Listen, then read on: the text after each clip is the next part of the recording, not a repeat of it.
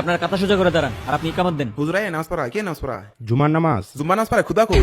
আরে হুজুর কি জানে না নাকি আজকে শুক্রবার বয়ান ছাড়াই না আমাদের দাঁড়াই গেল আইসাই। আবাম দিল হাইরা বয়ানাতে হুজুর জুম্বা পড়াইতাছে। হুজুর কি কোনো সময় জুম্বা পড়াইছে না? আসসালামু আলাইকুম রাহমাতুল্লাহ। আল্লাহু আকবার, আস্তাগফিরুল্লাহ। হুজুর আপনি এটা কিসে নামাজ পড়াইলেন? কেন জুমার? আপনি কি পাগল হয়েছেন? খুতবা ছাড়া কি জুমার নামাজ হয়? জুমায় আমি কি আলোচনা করব? কি নিয়ে আলোচনা করবেন মানে? আপনি একজন খতিব জ্ঞানী মানুষ, আপনাকে বলে দিতে হবে কি নিয়ে আলোচনা করবেন। হুজুর আপনি এটা কি শুরু করলেন?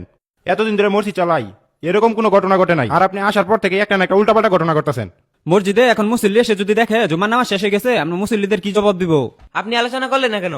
আমি কেন আলোচনা করি নাই জানতে চান? তাহলে শুনেন।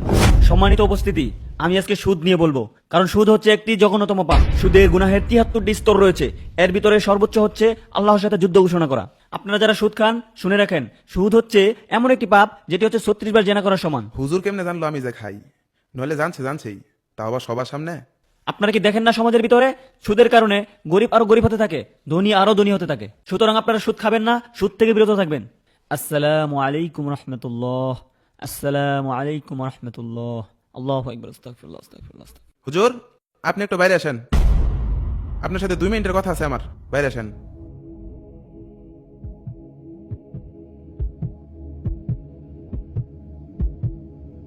হুজুর সবটি কথা আনি আমারে কইছুন, মনে করুন আমি বুঝছি না? অবশ্যই এনে কেউ কই দিছে আমি যে খাই, নলে তো জানার কথা না। আইনে তো নতুন মানুষ। আল্লাহ আল্লাহ, সভাপতি সাহেব এটা কি কইতেছুন? হারামো না, আমি নিয়ত করছি প্রত্যেক শুক্রবারে বিষয়ভিত্তিক ওয়াজ করবো। সুদটা যেহেতু জঘন্য গুনাহ, তাই সুদ দিয়ে শুরু করছি। প্রত্যেকটা কথা নিয়ে আমার টার্গেট করে কইছুন। পুরা টার্গেট আমি। বক্তব্য দেওয়ার সময় কয়বার তো চাইছুন, আমি কি খেয়াল করছি না মনে করছুন? চাকরি থাকতো না কই দিলাম। সম্মানিত উপস্থিতি, রাসূল সাল্লাল্লাহু আলাইহি সাল্লাম বলেছেন, নেশাদার দ্রব্য পান করা হচ্ছে এমন একটি অন্যায়, এমন একটি পাপ যেটি হচ্ছে সমস্ত অন্যায়ের চাবি। আরে আমি যে নেশাপানি করি এটা হুজুর জানলো কেমনে? নিশ্চয়ই হুজুরে কেউ কয়ে দিছে, নয় জানছেই, জানলেই সবার সামনে কোল লাগবো। অপর একটি হাদিসে বলা হয়েছে, আবু হুরায়রা রাদিয়াল্লাহু থেকে বর্ণিত, রাসূল সাল্লাল্লাহু আলাইহি সাল্লাম বলেছেন, যারা হচ্ছে নেশাদার দ্রব্য পান করে মারা যাবে তারা হচ্ছে মূর্তি পূজকের ন্যায়। আপনারা কি কেউ নেশাদার দ্রব্য পান করবেন? এত কিছু জানার পর যদি নেশাদার দ্রব্য পান করেন তাহলে ভালো করে শুনে রাখেন, আপনারা এই হাদিস থেকে, উক্ত হাদিস থেকে শিক্ষা নেন, এই ভয়ঙ্কর পাপ থেকে আজকেই বেরিয়ে আসেন।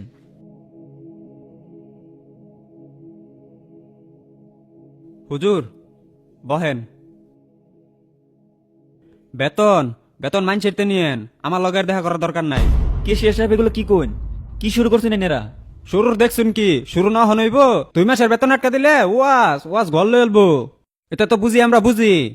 আমি কি সবসময় খাই? মাঝে মধ্যে একটু খাই, এটা ওয়াজও গোল লাগে গেল গা।